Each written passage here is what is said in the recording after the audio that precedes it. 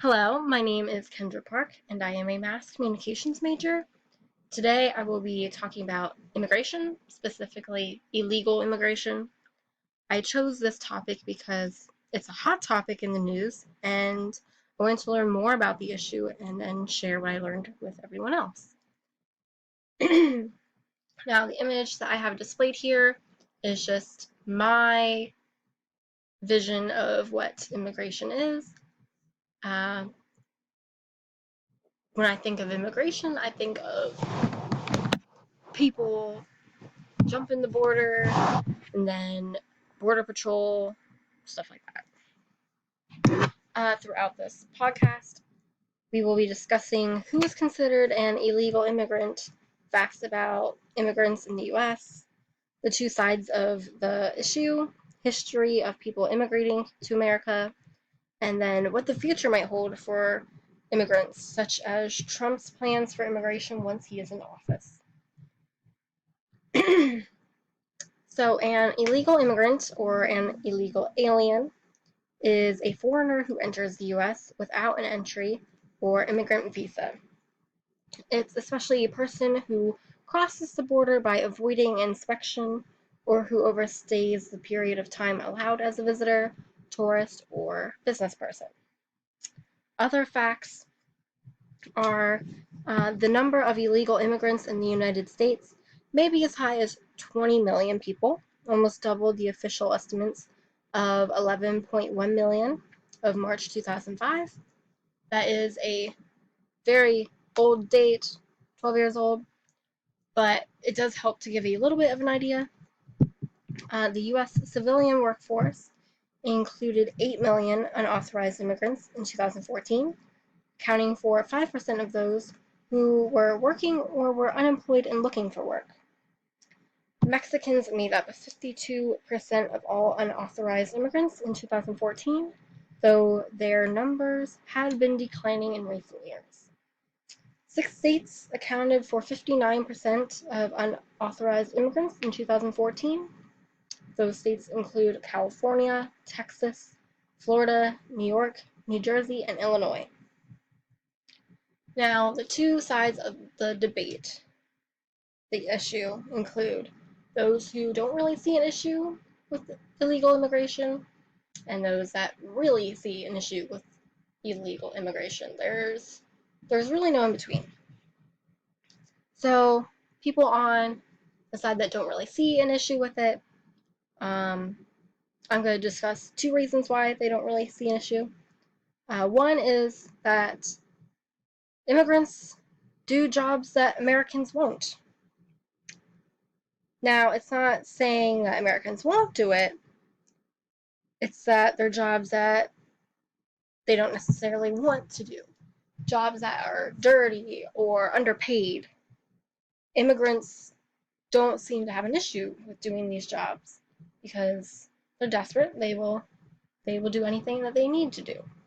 So these people don't see an issue because they're doing something that obviously needs to be done. And because Americans don't really want to do it, might as well just let the immigrants. And then their other argument that I'm discussing is that they are more empathetic, more sympathetic towards immigrants because they look at it as they would do the same thing in the same situation. If they were living in a horribly depressed area in Mexico and, heard about friends and neighbors who went to the north, the land of opportunity, and were able to send back money to their families, they were viewed as heroes. They feel that they would do the same thing, that if they were in that situation, if their family was, they would do anything they could to better it, to get out of it. So, as for the other side of the debate, they don't like illegal immigration because immigrants are taking jobs. American jobs are being lost because of immigration. And right now, the job economy is not looking well, so people feel that any job that there is should go to an American because America needs to better itself, and that a lot of that starts with jobs. Another issue that these people have has to do with crime. Many people point to the increase of drug-related crime both along the border and within the U.S. states that border Mexico. Over the border, there is an all-out war between police and drug gangs, with shootouts and horrific acts of terror against law enforcement being carried out daily. And these people, that's all they know. And when they come to America, the land of opportunity, they don't always get the opportunities they think they will, and they have to resort to crime with drugs, kidnappings, killings, and that degrades America. So that is their side of the issue with that. And then also, these people feel that illegal immigrants are overwhelming the system. All kinds of public services like emergency rooms and police resources are being diverted to deal with issues related to non-Americans while these people are not paying local or federal taxes. And also, immigrants somehow get welfare while there are people that are American citizens that need welfare and are not getting it because of the system being so overwhelmed. Now, a brief history on immigration in the U.S. Before 1965, the United States was 85% white. Today, racial and ethnic minorities make up 1/3 of the population. Before 1965, the immigrant stream was largely European. Today, most new arrivals to this country come from Mexico, China, and India. The passage of the 1965 Hart-Celler Immigration Act made these changes possible. So, now looking forward, we need to evaluate Trump's plan and what he will do with immigration. Trump's website lays out his 10-step plan, what he intends to do about immigration. His main focus will be putting America first.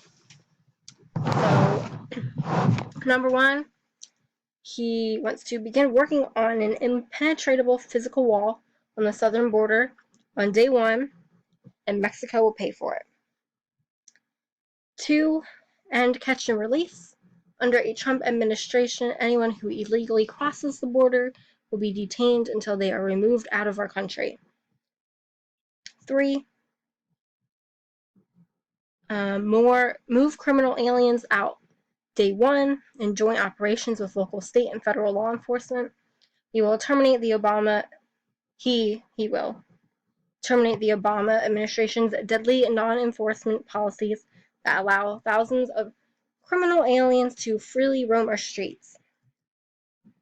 4, end sanctuary cities. Number 5, immediately terminate President Obama's 2 illegal executive amnesties. All immigration laws will be enforced. He will triple the number of ICE agents. Anyone who enters the U.S. illegally is subject to deportation.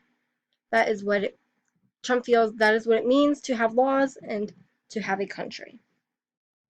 Number 6, suspend the issuance of visas to any place where adequate screening cannot occur until proven and effective vetting mechanisms can be put into place.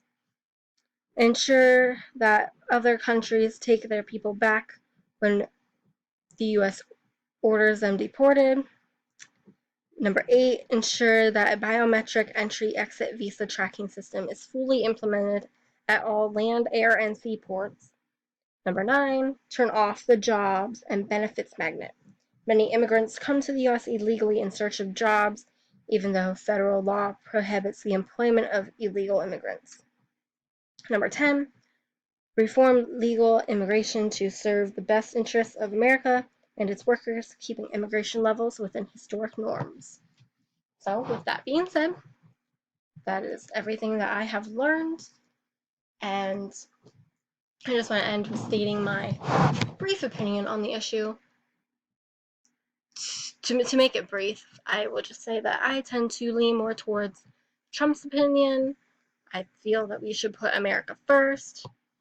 I have no issue with people coming over legally, but if you come into our country illegally, then you need to go back to where you came from because you broke a law. At the end of the day, you broke a law. And with that being said, thank you for listening to my podcast on immigration.